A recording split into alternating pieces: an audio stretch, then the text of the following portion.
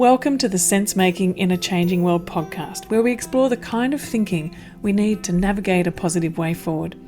I'm your host, Morag, permaculture educator and global ambassador, filmmaker, eco-villager, food forester, mother, practivist, and all-round lover of thinking, communicating, and acting regeneratively. For a long time, it's been clear to me that to shift trajectory to a thriving one planet way of life, we first need to shift our thinking. The way we perceive ourselves in relation to nature, self, and community is the core. What better way to make sense than to join together with others in open, generative conversation? In this podcast, I'll share conversations with my friends and colleagues, people who inspire and challenge me in their ways of thinking, connecting, and acting. These wonderful people are thinkers, doers, activists, scholars, writers, leaders, farmers, educators, people whose work informs permaculture and spark the imagination of what a post-COVID, climate-resilient, socially just future could look like. Their ideas and projects help us to make sense in this changing world, to compost and digest the ideas, and to nurture the fertile ground for new ideas, connections, and actions. It's my absolute delight to welcome to the show today David Holmgren. David is the co-originator of Permaculture with Bill Mollison. He was the co-author way back in 1978 of Permaculture 1, the very first book about permaculture, and has since published many books about permaculture, from The Flywire House, a case study in design against bushfire, to this 2002 book, which has been translated into many languages and been spread around the world, Permaculture, Principles and Pathways Beyond Sustainability. He's written case studies about the property that he and his partner Sue have designed and developed in central Victoria, Melliodora. And in 2018, he published Retrosuburbia, the Downshifter's Guide to a Resilient Future. Earlier this year, I visited David in his property to talk about how permaculture can help us respond to the massive bushfires that Australia had experienced over the summer, and we had no idea what was about to come. You'll find the link to that interview down below. But I wanted to talk to David again to really think about where we are now and how permaculture can help us as a tool to make sense of this changing world and to help us collectively move forward. I hope you enjoy this conversation. I always have a fantastic time when I get together and chat with David. And please feel free to share this conversation and in fact all the episodes of Sense Making in a Changing World. So thank you so much, David, for joining us on the show today. It's been a few months since we spoke. I came and filmed at your place back in February, and we were talking particularly about permaculture and how it related to the extreme bushfire catastrophe that Australia had just come through. And we had no idea what was about to hit us. And since that time, the world has gone into lockdown with COVID. So on the back of all of this, the COVID lockdown, the bushfires, drought, and then, the climate emergency that we're in, all of these things together, I keep coming back to permaculture as being such a practical way that we can respond to this. And I'm just wondering whether we might be able to explore that a little bit about how you see permaculture really helping families, particularly families now that we are around the world, become far more home-based and garden-based, more than we'd ever possibly imagine, that somehow your work, I think, with Retrosuburbia in particular, has just become absolutely so much more relevant and visible, I think, to where people are at right now. And where do you think we need to be heading, or how do you think permaculture can help us navigate these really challenging times? Yeah, well, I suppose I've, over the years, had various points of urgency about some sort of communication work in relation to permaculture.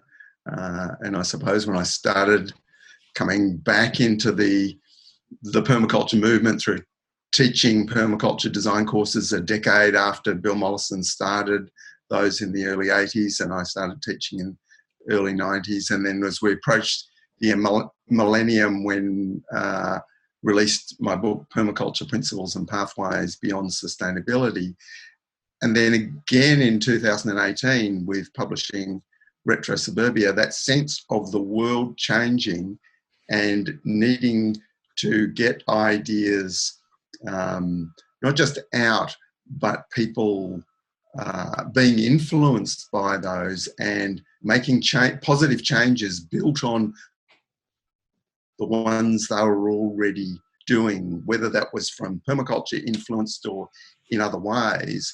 I had a real sense over the last few years of crises that would fold in on people, and I knew enough about through my future scenarios work that it's very hard to say what those will be, but the underlying systemic conditions of a civilization which is built on an unsustainable premise were going in some way or other bring those crises back home to people in affluent countries, in our suburbs and cities.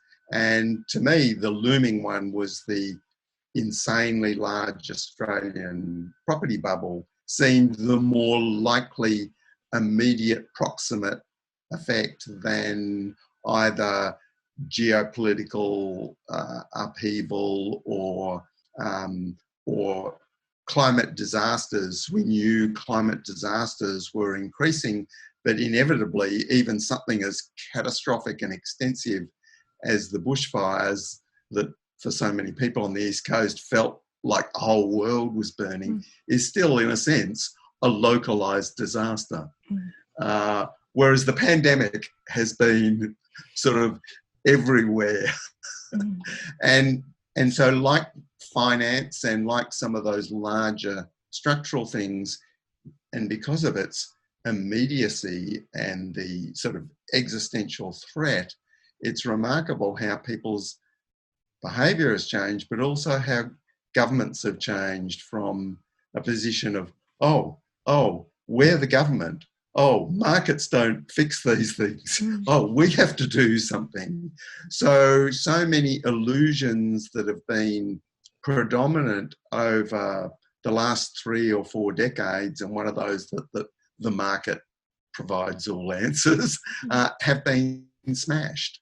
And I think at a more domestic level, the idea that life and all the good things in life are sort of somehow we get through the monetary economy, and that then totally supports, combined with debt, some little sort of shriveled up version of home compared with how our forebears lived, where home was a rich and diverse place, not rich in a material sense, but so many people living together, doing things in the household and the community non-monetary economy. So as people have been thrown back through isolation, through job loss, through various aspects of the pandemic in their home space, some have found it very dismal,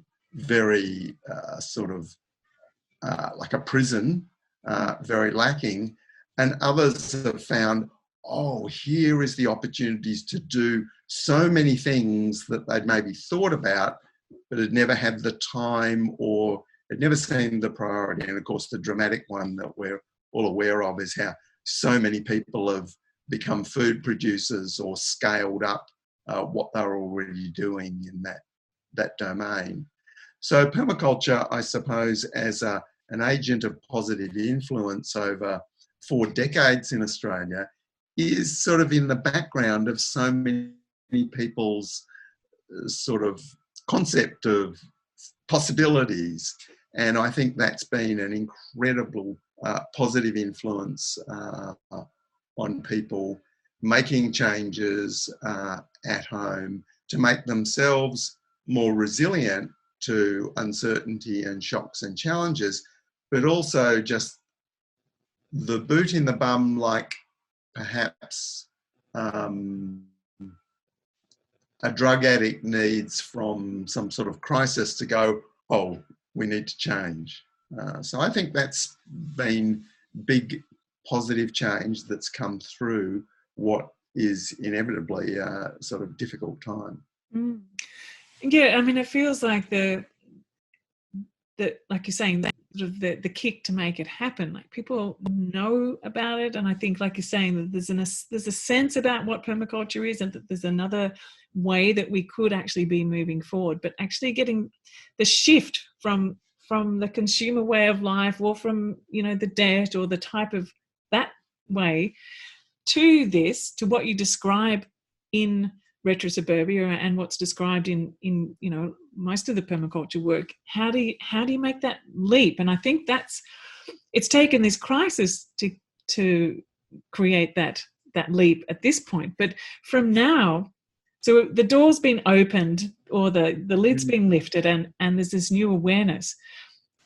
How do we continue to encourage people to either move towards this in an ongoing way, or to actually take this opportunity now and to continue, rather than just to have this idea that we can snap back to normal? Like, there is no normal anymore. There's not going to be a going back. That normal has changed. But how can we make sure that we weave in the permaculture way, I suppose, more visibly, and give people more of an opportunity to actually find their way into this? Like, have you got any ideas on that? Yeah, well, I think it's at two broad levels. The change in the collective mindset of what is the story and what is the options mean there's a possibility of extending the ideas to a much wider audience. You know, it's that classic thing of the in-group of people who are into something, even in some sort of subcultural sense, and some notion of mainstream. So there's those opportunities start to open up more easily. But perhaps even more important than that is the role of consolidating where there already is interest. So, for example, with food growing, so many people can see that home food growing is a good thing to do, but the process of doing it is very site and situation specific, and involves skill and persistence, and involves dependence on the cycle of the seasons, which you can't fast track, you know, by throwing more resources at it. So I think, as Kat Labors has pointed out, so many Australians have tried home food production, and many more keep trying it. But also there's people who drop out of doing that, and some of that is, well, it's just some sort of life change situation and it doesn't suit their particular situation. But a lot of it is, because it's turned out to be a bit more technically complicated than I thought, or I didn't get the results I'd hoped for, or, you know, that I first got. So getting that resources to keep skilling people up. And I think that's everything from the chat over the fence with the neighbour, and, you know, exchanging seeds and that sort of thing, right through to structured online courses and those sorts of things. So, for example, I've just given a promotional blurb to some local colleagues here who run a better fruit growing course, and were professional organic orchardists who've now are in retirement, you know, have this amazing, you know, online courses that people can, you know, really get down to nitty gritty on getting more skill, and whether that's, you know, how to prune your apple trees, or you know, dealing with brown rot in apricots, and, you know, those nitty gritty things that take, okay, here's a good idea. Yeah, we can see how it works generally. How do we get better at that? So I think there's, and of course it's not just in food growing, it's all aspects, right through to sort of controversial issues like, okay, for example, wood burning technology. Is wood an appropriate, sustainable energy source? And how much can that be functional in suburbs and cities, and people's experience with things like a rocket stove, a cool technology that a lot of people know about, but actually exactly how does it work? Did that model really work well? Does that achieve the zero smoke output that these technologies can achieve? So you're not annoying the neighbours, and you are actually doing something to reuse local renewable biomass and be more self-reliant. So those sort of learning the skills, learning what's relevant, and extending those examples in different ways, I think is a big part of the way forward.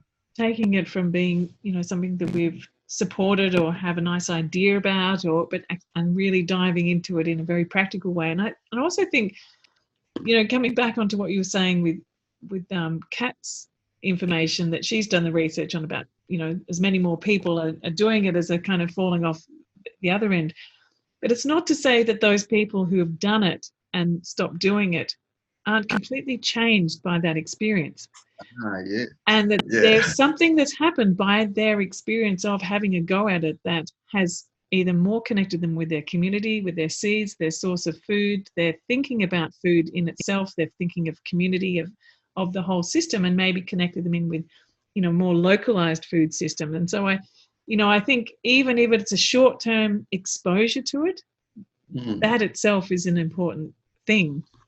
Yeah, well, that's certainly some of those influences are ones that I wrote about in an essay in 1991 called Gardening as Agriculture, and talking about how even the experience of being a home food producer and not becoming sort of a regular thing someone does, that experience often makes them a more appreciative customer of local in-season produce and tolerant to the cosmetic ups and downs of whether something is perfect, rather than the spoiled brat consumer that our centralised food system is made of most people, which is very difficult for any organic sustainable agriculture to supply without there being enormous exploitation of people and nature to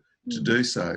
So learning to go with the flow of the seasons and the incredible abundance and the sort of things that happen in a community supported agriculture, where you get the abundance when it's there and not so much when it's not. That appreciation comes from having grown some of your own food. Yeah, that's right. And I think the other huge one, of course, is when people do that at home with children, and those children only really need to be just around that they are osmotically absorbing that, especially, of course, as very young children and even babies, more than cranky chip on the shoulder teenagers. But people who experience that early and may sort of reject that or think that's not interesting, of course, later in life, that seed is there. And in the right circumstances, we've seen a lot of examples where that comes back immediately. So just exposing children to those diverse aspects of self-reliance, do-it-yourself, doing things in that household and community economy that's not everything based on money. I think sort of puts that idea in children's heads. Oh yeah, there's other ways to provide for our needs other than earning money and then that being the source of everything. And I think too, and I think those. I was just going to say that with the retro-suburbia concepts you're talking about, which is in a way similar to our rural version of that here in the eco-village, where it's not just about what you're doing in your own household too, it's what you're doing in between the households in an area, that neighborhood, that relationship, your community economy, your community food growing. It's a kind of at a level that embraces your household and creates a context for your household to be able to do all those things, and to see how you can have those relationships of trading and exchanging and helping and supporting, and that actually you can do so much without having to use money at all. I mean, I forget to take my purse when I go to town because I don't need any money where I am based here. You know, it's such an interesting way to live. And when you grow up in that, with those exchanges, those non-monetary exchanges, those, you do it because it's part of your mutual aid, and not necessarily also because you have to, because you want to, because it's a much more joyful way of having an economy, and it's a real economy, but it's just not a monetary one. And I think I think you're absolutely right. Growing up, feeling that joy in that is really interesting. The value that comes with a product or a service, like the meaning that what the source is increasingly the thing which is lacking in the centralized economy. So any product or service doesn't really have any embedded value in that sense, because you've got no idea who produced it or where it came from.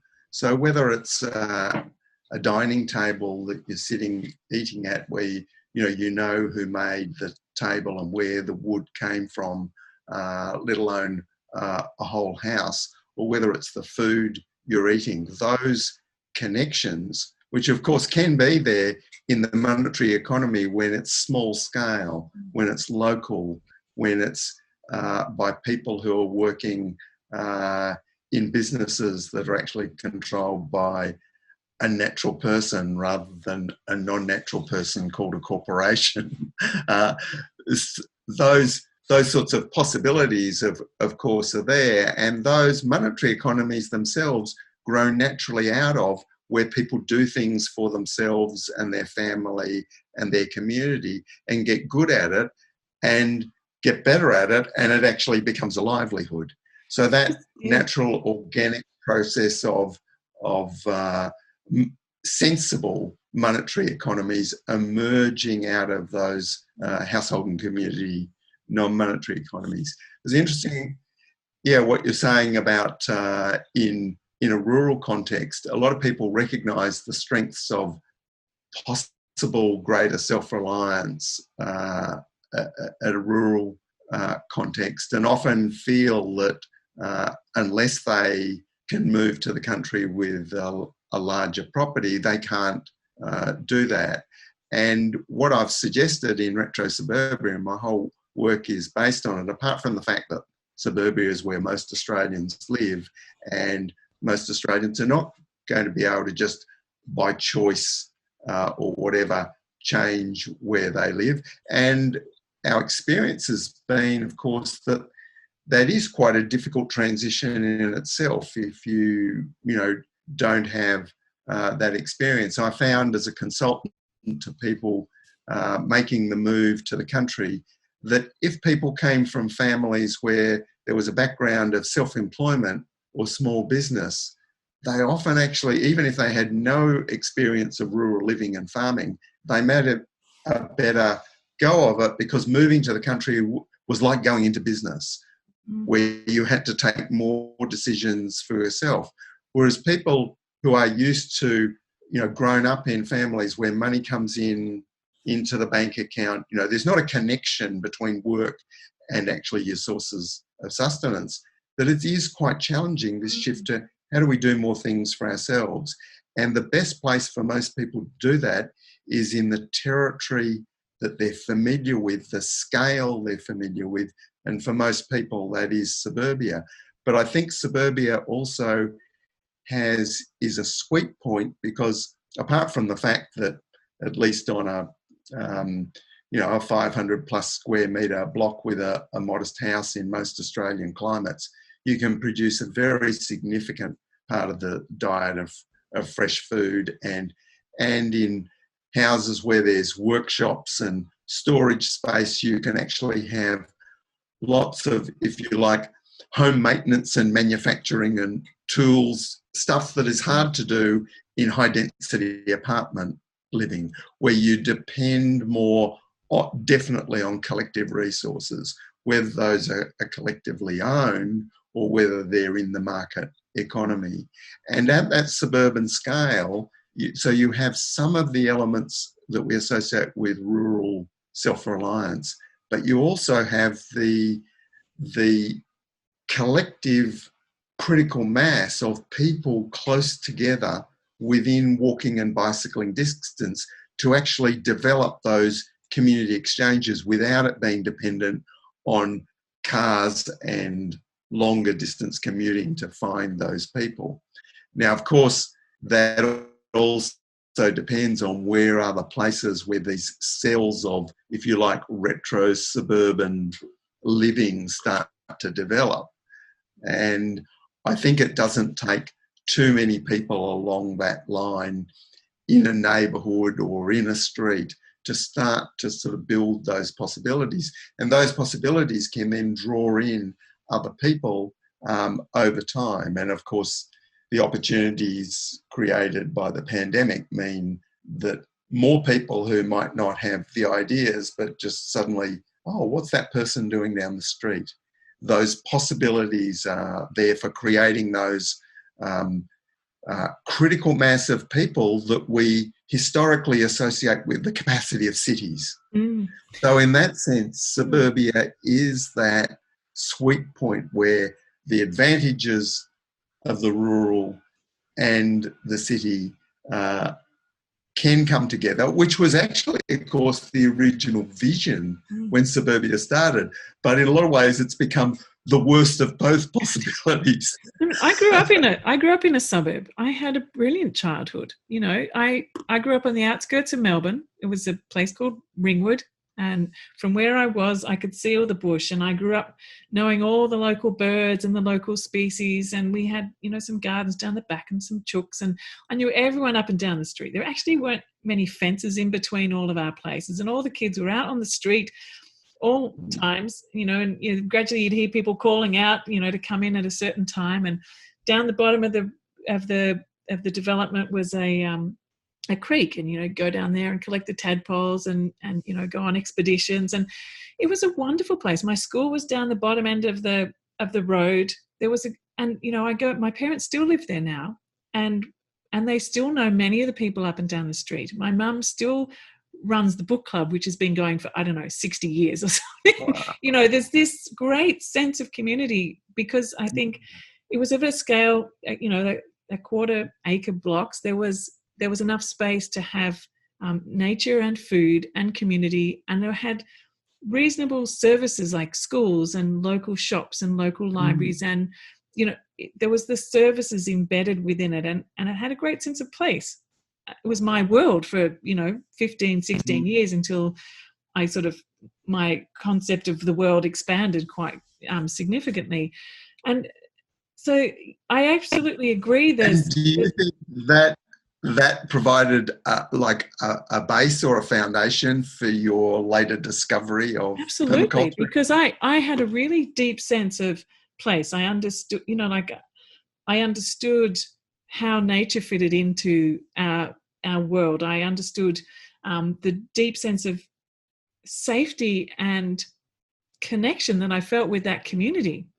And that you know, I knew everyone up and down the street, and I felt safe walking up and down the street. And I knew who was the builder, who was the person who did, you know, like there's the lady down the road was a seamstress. So for I think my 14th birthday, my mum gave me a sewing machine and sewing lessons. So I went and learned how to sew with her. And you know, there was all these interconnections that were happening up and down the street. You know, my dad still goes and borrows tools from the guy across the road who's the builder, and there's the relationships form in that way. What's not there though is any sense of work in terms of monetary work. There's a lot of non-monetary work and a community connection, but I'm wondering, like, where do we start to layer this? You know, I could hear you talking about that in what you were saying before, and I'm thinking maybe it's something that we need to really start thinking a lot more, particularly as our economic system is in decline. It's changing rapidly. There's a lot of unemployment now.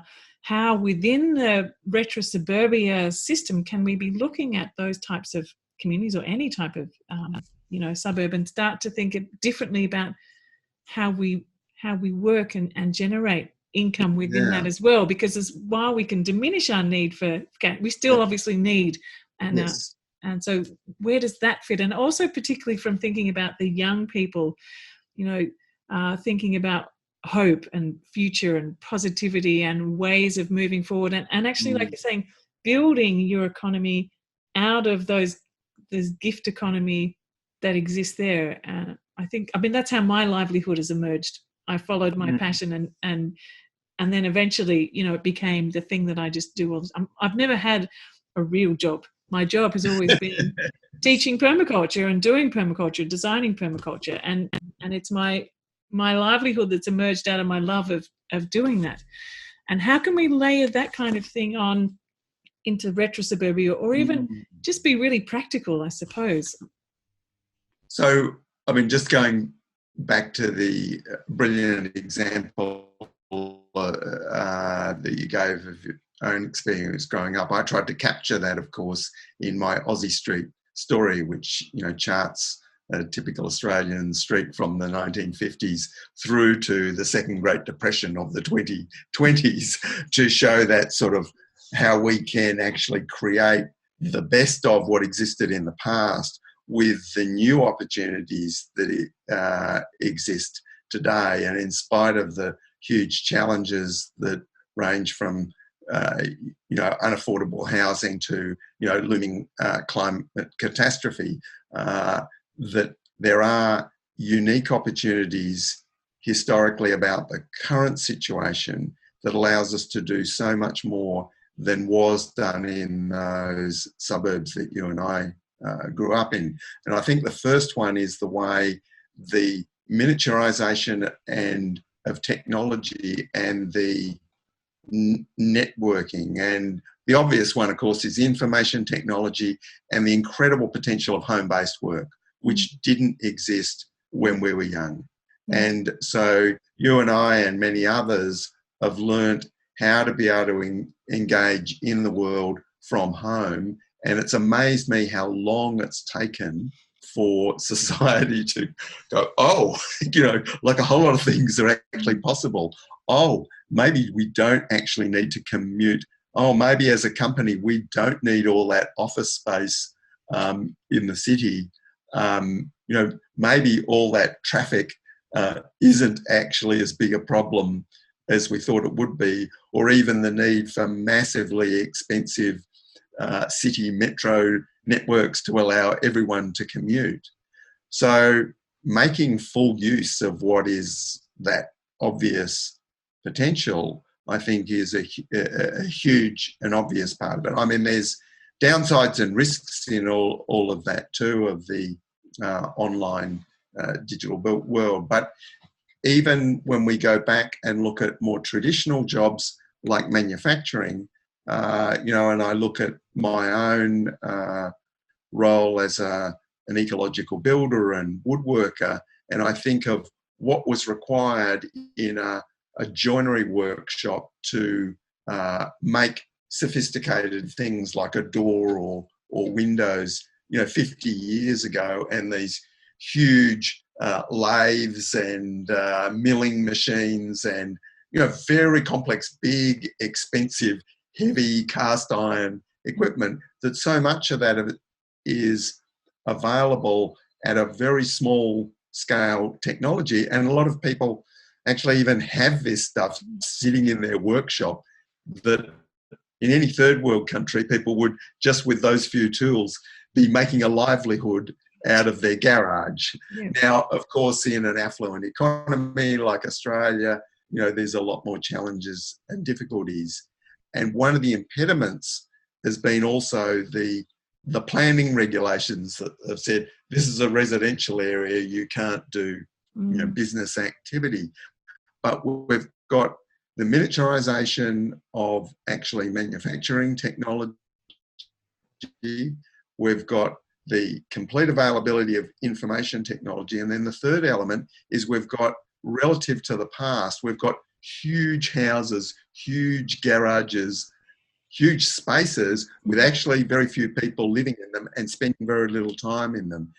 That means there's a huge capacity, unused capacity, if we look at it from a business point of view, in the family home. And of course, we've had a tax regime that allows people to do that and build great extensions and never be there, even if they're away working, paying the debt to sort of pay for it all. It doesn't need to be used and occupied, because that idea that, well, that's just home. Whereas whether that's because those privileges of the protection of the family home against government tax and whatever decline, or whether it's people just taking the opportunities, I think there's huge opportunities for building monetary economies through local livelihoods where people live, and that they are completely new opportunities that didn't exist before. So the terrace house that Sue and I used to rent in Carlton before we moved to Hepburn Springs, I believe in the Depression, there was 16 people living in that terrace house. Well, we were relatively densely populated in the 80s there with 3 adults and 2 children. A lot of the terrace houses in that street had 1 or 2 people in them. Now, if you said to the people in the Depression, well, you need to put twice as many people in the house to get better efficiencies out of the household economy, sorry, it's already full and overcrowded. But in our modern current situation, there's huge opportunities for more people to be living together or working, coming to work at a place part-time, without necessarily that commuting long distances. And of course, that's how some of us have been living in permaculture. We've been modelling this, but now I think there's the possibility of a lot more people living this way. I think so too. And I'm really interested, as well as the retro-suburban model of rethinking the existing suburbs. And I had friends who lived in Carlton in some of those streets. And what I thought was, just before I go into my next question, was it was fantastic because they actually blocked off some of the streets, and those really broad avenues of grass became parks that, people would be having picnics in the street. And I imagined back then too, like, what if they actually just took away the roads there in that grid system, and half of them just became parks and food forest? Automatically you would be transforming that, and it wouldn't really affect much of the traffic system there anyway, because they're all little localized streets. It would be a brilliant way to make a shift on. And anyway, so the space is in our residential communities. Once you start to see the public space in a way other than this is all allocated to cars, and that it's all outsourced to, the council manages that, to, again, community engagement. Of course, although retro suburbia focuses primarily on have control over the property, it spills over, of course, into beyond the boundaries of management of public land, and that redeveloping that informal community governance of the commons that, of course, existed for our ancestors, but to an extent even existed in the suburbs, and certainly in small towns like where we live here in Hepburn Springs. All of the public land historically was just managed by the community with sheep and other grazing animals and whatever.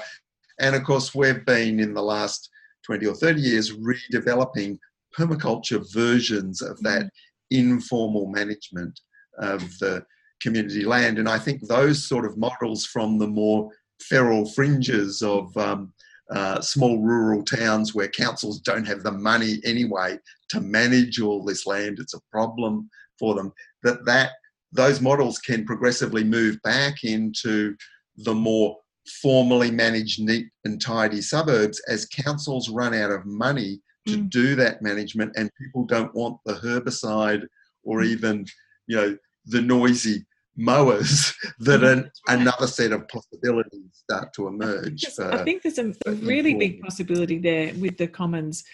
And I'm also thinking too, my next part of the question was about taking that, it's not so much retrofitting, but thinking about, well, there's still so many new suburbs that are being developed. Like, where are the permaculture people on the table of those? And there was some really fantastic suburbs that I visited in places like Denmark, where they have the farm, and I also hear that there's agro-suburbia, what are they called, agriburbia models, like in the United States, where they look at the whole land and they go, okay, so we put the farm here. This is the best agricultural land. We'll have the farm, and then the houses are, pushed into smaller plots around that. And so the commons is a farm, an organic farm, and they actually employ a farmer. And then all the wastewater and nutrients come from those houses into the farm. And then you can either work at this farm to get, on your weekend and get a discount box, or you can just pay a little bit extra and get your box. But there's this sense that the commons in your landscape is around about actually collecting the nutrients and the waste and producing your food and being, you've got shared bees, shared cows, shared goats, shared chickens. And so it doesn't have to be either a rural thing or, an eco-village thing. It could actually be a suburb that is designed from scratch with these principles in place. But, have you seen the invitation of permaculture people to be on these types of well, it's funny you should say tables? that. Or how can we get them to be on the table? Maybe my other question.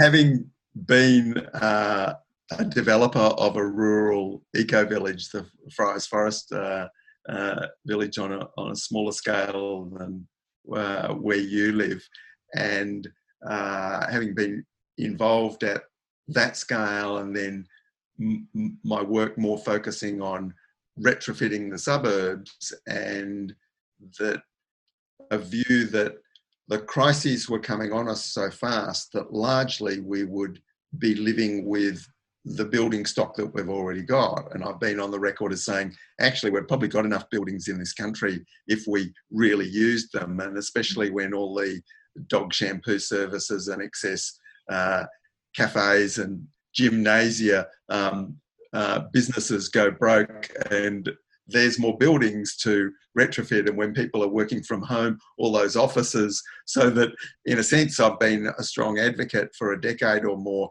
that we're moving into a world of retrofitting what we've already got rather than new build. But it's interesting you say that, because, of course, yes, suburbs are still being built and will continue as long as the real estate bubble doesn't deflate. And of course, governments will, if it's the last thing they'll do, they are trying to sort of keep that going, because that is actually the driver more than, more housing is actually needed.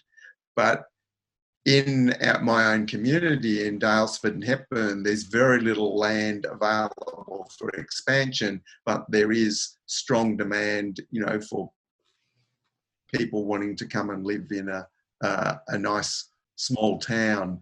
And we have some of the best horticultural land in the district, which is sort of in town, that was zoned residential because it's relatively, accessible and close to the services decades ago, which is finally being developed. And there's one proposal now for 50 houses and other land. And I've been seeing this happening. And of course, there's tensions in the community over this. And I've been approached by both the people who are opposing this development, taking it to the appeals tribunal, and by the developer wanting to get a permaculture framework into this development, and that it was already has in the heart of it a co-housing model, which will be bought and developed by an older women's residential co-op. So there's, these amazing possibilities there, and that's an example of sort of being on that, if you like, ethical boundary of how much are you prepared to sort of try and put effort in to make existing development a bit better, and how much do you radically sort of reject and resist these inappropriate developments and actually hope for the day when property values are going down and all of this development will come to an end rather than being constrained by, by environmental regulations. So how can we sort of manage those things? And I think there are openings because people are now seeing that maybe the potential customers don't necessarily want to move into a place with black-roofed houses, with no eaves to the boundaries of the block and some sterile bit of public land that the council manages and, no space to grow food, that they actually want something different to that. And that breaking that spell that's been created, and this has been well documented by academics, that a combination of the real estate industry, the banks and the big builders have created that template of suburbs, of modern suburbs, as though this is what people want. They don't. This is what they've been told will be the best investment for your money. Even if it's a shit place to live, you will be out paying the mortgage on it, and hopefully in your dreams you will move to somewhere nicer. It's interesting though when you look at the I think that possibility of doing something different, there's a lot of interest in that. Yeah, because when you see the marketing of it, the big billboards or anything, they show people walking through natural area along bike paths with the kids on bikes or at the little local farmers market, but they don't actually show what the development looks like. So the values that are being expressed are what we're talking about, but the reality of what's delivered is something quite other. So I think it's not such a shift to be able to bring in, permaculture design, a really holistic approach to landscape design, architecture, urban design and development into a new frame that, I think if there's a few really substantial examples that show a different way, it could flip. And it's not to say that either that I support the expansion of the major cities out, but they are happening. And instead of actually them being now still creating these dreadful places that people can't really live in for, they just dwell, that if there was another way forward that could spark the imagination and that could then maybe ripple on it and create a different, we can't, I don't think we can't see that there's other alternatives unless we see examples of something that's working and real. So part of what I can see where we needed to go at the moment is in this storytelling. And this is what you do a lot with your Aussie Street, I know. And so it's helping to create a new narrative about what it is to live in a suburb or a city, and not to just reject it outright and say, oh no, if you're going to live a sustainable life, you have to go out to the country. That's absolute rubbish. We know that there are, wherever we are, we can be making significant changes and embedding more deeply into our community and place. And so helping to tell new stories, and that's kind of where you're going to in your publishing world at the moment too, isn't it? With the storytelling. Yeah, well, it's interesting that Aussie Street, which is of course a fictional chapter in retro suburbia itself, but started out as a presentation that I've been doing now for many years of this. It's really a sort of a permaculture soap opera of what happens in the street, the good and the bad, and really telling that story in a positive, empowering way. I found it was the most powerful presentation I've ever done of all the different lectures and presentations I've done, and it allowed me to deal with very challenging, difficult, threatening futures through humour and storytelling, where people can look at the story and get something from it, rather than, you know, closing off, oh, that's like completely frightening or not what relates to my own experience.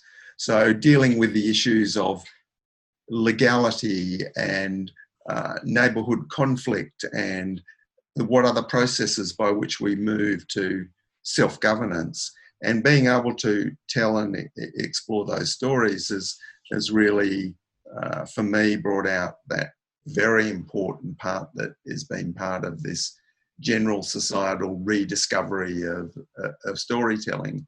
And of course, in our publishing business, which has gone from just self-publishing of my own books to progressively, I think the first one we did was the Permaculture Pioneers book, which you had a chapter in stories of Australian permaculture activists and how that shaped their lives. That was the first book, which wasn't just my own writings. And we've done several books now by other people and colleagues.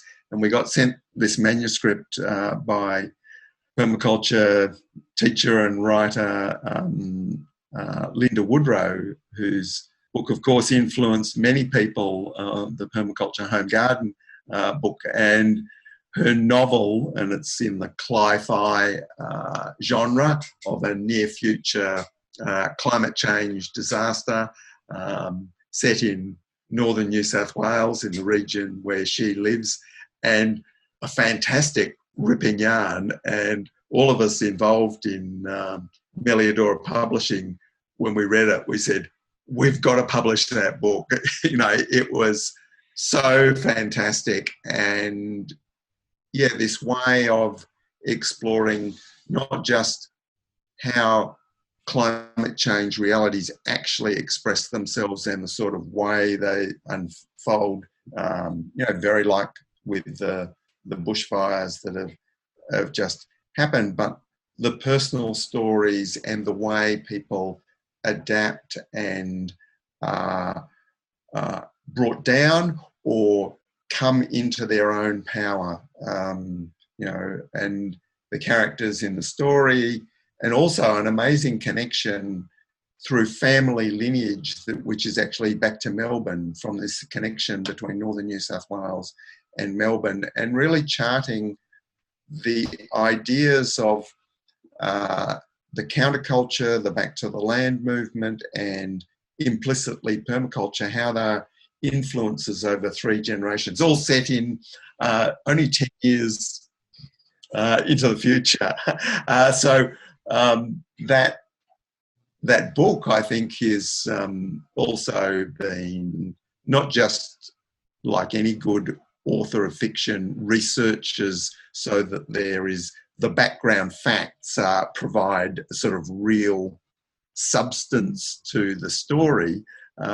Linda has, of course, drawn on her own extensive experience to sort of give that concrete reality of the nitty-gritty of what those people are actually doing, how they grow food, how something gets fixed, how they work in community governance. So although permaculture is sort of barely mentioned in the book, it's all through the whole book. And so I think those stories are, yeah, very important as part of how do we see models for facing challenging futures and seeing the positives and how to navigate those challenges. Yeah, oh gosh, and I hope there's many more stories like that. I can't wait to read it. When is that coming out? Is that coming out soon or?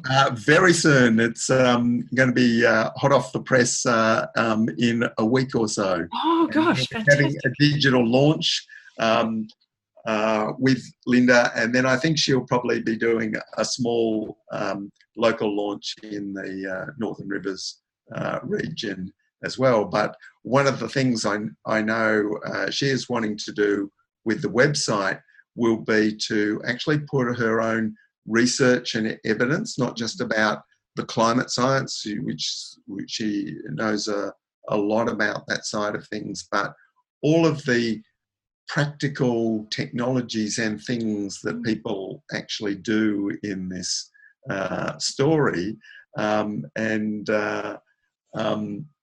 Because that's part of, okay, are those things that some readers might be interested in further exploring.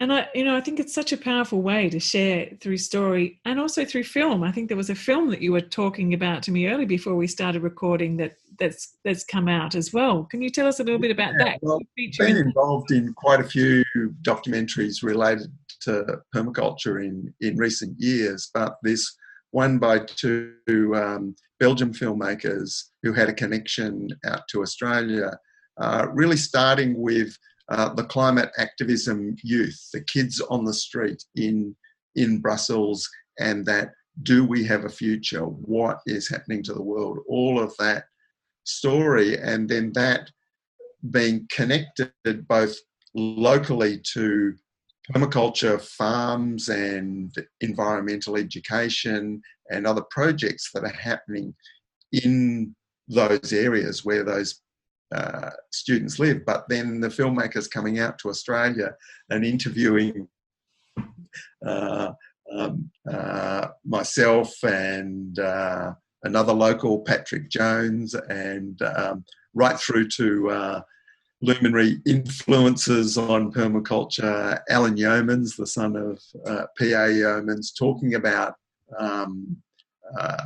climate, the crisis, and the positive futures. And it literally involved questions from some of these students directly to us, and very quirky and amazing, brilliant documentary, but making those connections between across the planet and across the generations. So I was sort of quite skeptical whether this sort of rural Australian sort of themes of solutions would connect to young urban school kids in Brussels, of the way the filmmakers decided to put this together. But I think it comes together incredibly well. What's the title of the film? We Have Time. We Have Time. Yeah, that's a really good title, actually, because we're constantly having this sense that we're out of time. We're run out of time. It's like we have time. It's kind of really positive and hopeful thing, and I love the way that it's connecting, like you're saying, across the planet, but also across the generations. And I'm definitely going to link our emerging global perma youth network in with this, and use it as one of the things that they've just finished working their way through all the principles, and they're writing songs and poetry and doing artwork, and they're starting a YouTube channel. And I think it's really important for them to also see lots of other work. So it's an exciting group to be involved in, because it is that, it's kind of that edge. It's, they've come through, they're not young kids anymore, but they're not, they're not adults either. It's on that edge, and they're kind of asking lots of big questions about what's going on in this world. Why has it got to this point? What is the future for us? What does it hold? We just see so many things collapsing around us, and where's the place for us? Where, when we were growing up, there was so many different possibilities. When we were facing lots of crises then too. I mean, I think that's what drove me to be involved. It was the Franklin Dam, there was the Chernobyl crisis. There were so many different crises which led me to take the permaculture route of finding a positive way forward and address all of those, but through creating a different way. So to really bring to the fore, I think, permaculture now in a way that speaks to the teenagers, I think is such an important role that we can play to kind of unlock the potential for them, but also to share this vast knowledge that's in you, that's in all these different people around the world who've been living it for decades and who are thinking it through and have experimented with different technologies and ways and ideas, and that's not getting passed down through the school system. It's not getting passed down in any way except if they have conversations. So I'm really interested in how we can not just have it as a fringe thing or a couple of people learning. How can we actually share that a lot more so that young people have a sense that, you know, they can deepen their eco-literacy, deepen their design thinking skills, deepen, you know, their understanding of this way, and not just wait until they get to be disgruntled, you know, gone through university, started working, thought, hang on a tick, there's something else. This is not the way forward. I think another example of that use of the creative arts in extending permaculture to young people, of course, has been the incredible work of Charlie Mcgee and Formidable Vegetable. And I believe today they are actually at Glastonbury after they said they weren't flying anymore and not going to Glastonbury Festival, but they're there digitally, virtually, since Glastonbury Festival's not happening anyway. That extension of permaculture thinking, of the sort of complex systemic thinking but behind permaculture in design principles and ethics, that music has been incredible at getting that understanding out there in different forms, like we said with storytelling.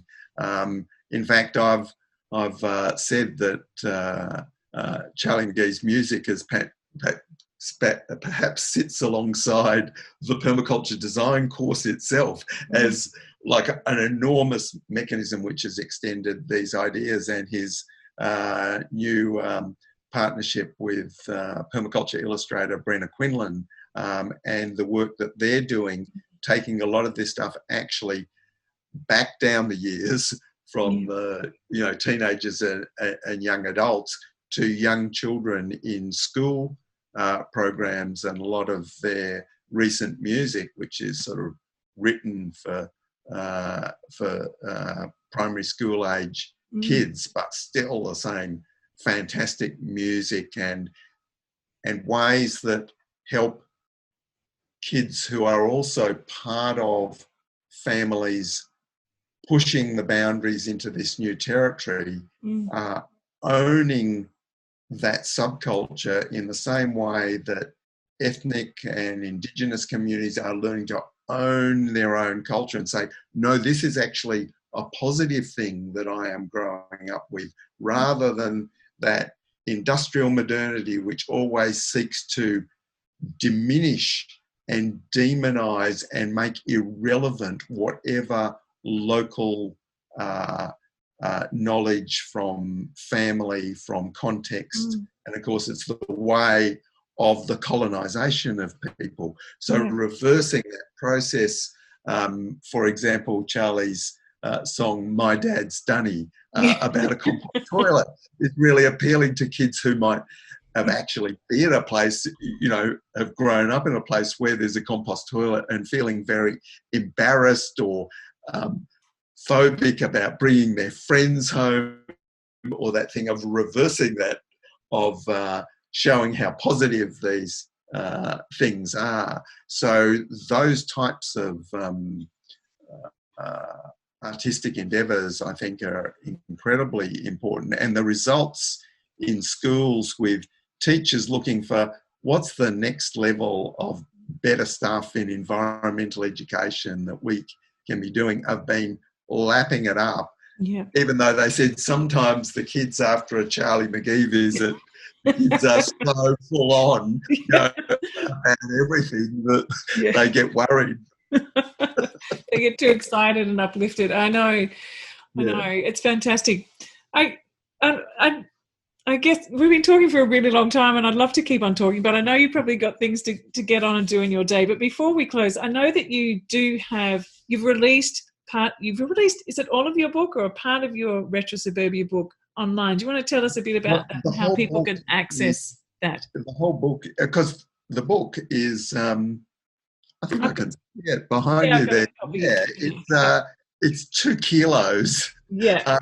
It's 600 pages. Yeah. It's sort of a life manual, and you don't want to fall asleep reading it in bed because you might get a bruised nose. And it's $85, which a lot of people have said is the best $85 they've ever spent. But we've released the book in an online format on a pay what you feel basis. Oh, wow. So that means it's actually accessible to people who don't have money.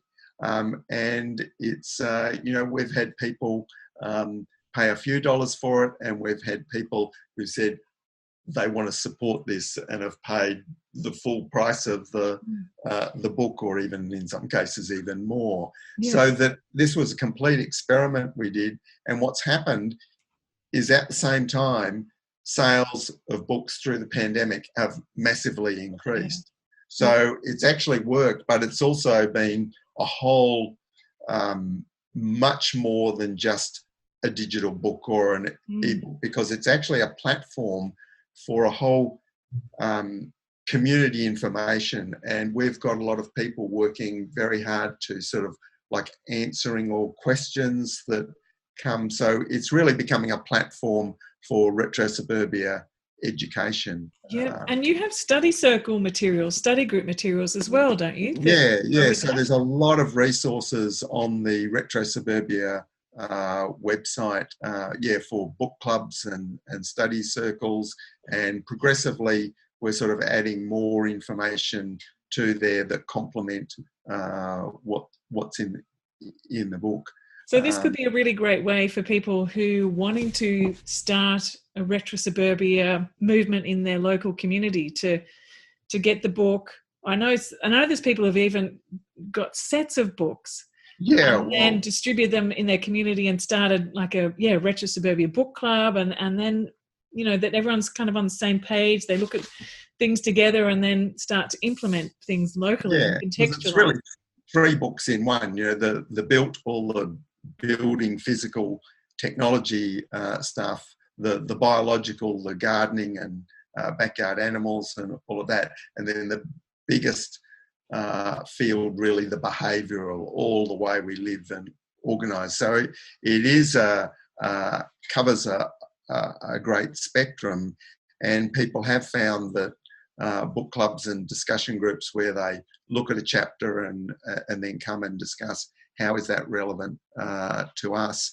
And certainly our distribution partnership through Permaculture Principles, run by Richard Telford and our son Oliver Holmgren, that actually also allows, through their management of the Meliadora Publishing wholesale, that anyone can get the bookshop discounts and buy the books in quantity for those sort of discussion groups. And a lot of people have done that and are quite surprised the discounts they can get, by just getting together and buying books. And in the same way that we've encouraged a lot of permaculture teachers and people running courses to that sort of collective purchase and building those sorts of things into course formats. So, and I know that you were teaching retro-suburbia trainers as well pre-COVID. Is that something that you continue doing, or maybe going online doing possibly? Yeah, well, we're just looking at whether that will go online or maybe continue after COVID. That's mainly been done by Beck Lowe, the editor of the book, and of course she's one of the most experienced permaculture teachers in the country, and we've worked together very closely apart from the book, and she probably more than anyone else knows the material inside out and has and a great experience in developing permaculture curricular material for this trainers who might want to do that and run retro-suburbia workshops formally, right through to people who just want to have a kitchen table discussion with neighbours and stuff. So So great. So people should get in touch with you.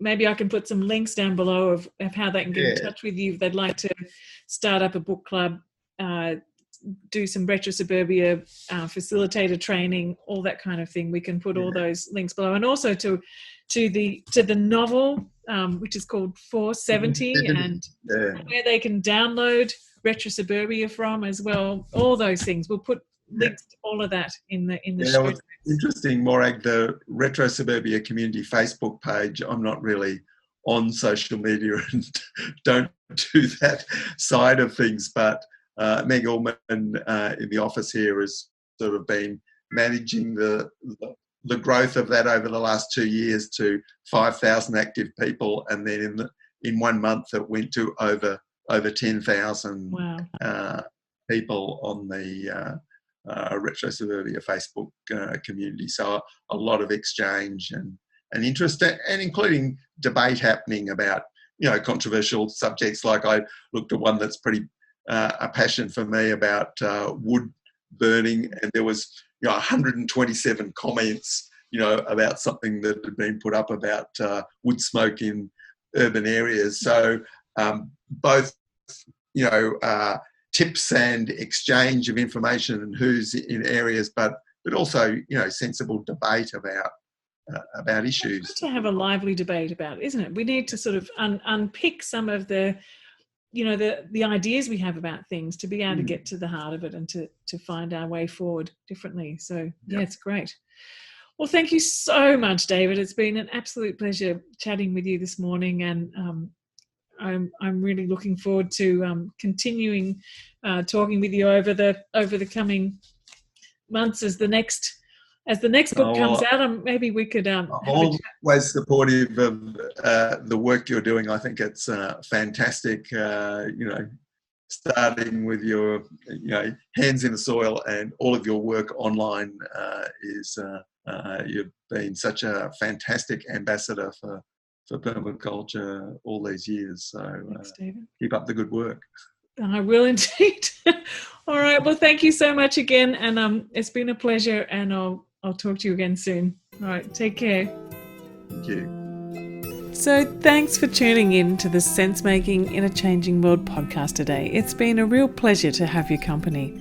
I invite you to subscribe and receive notification of each new weekly episode with more wonderful stories, ideas, inspiration, and common sense for living and working regeneratively, and call positive permaculture thinking and design into action in this changing world.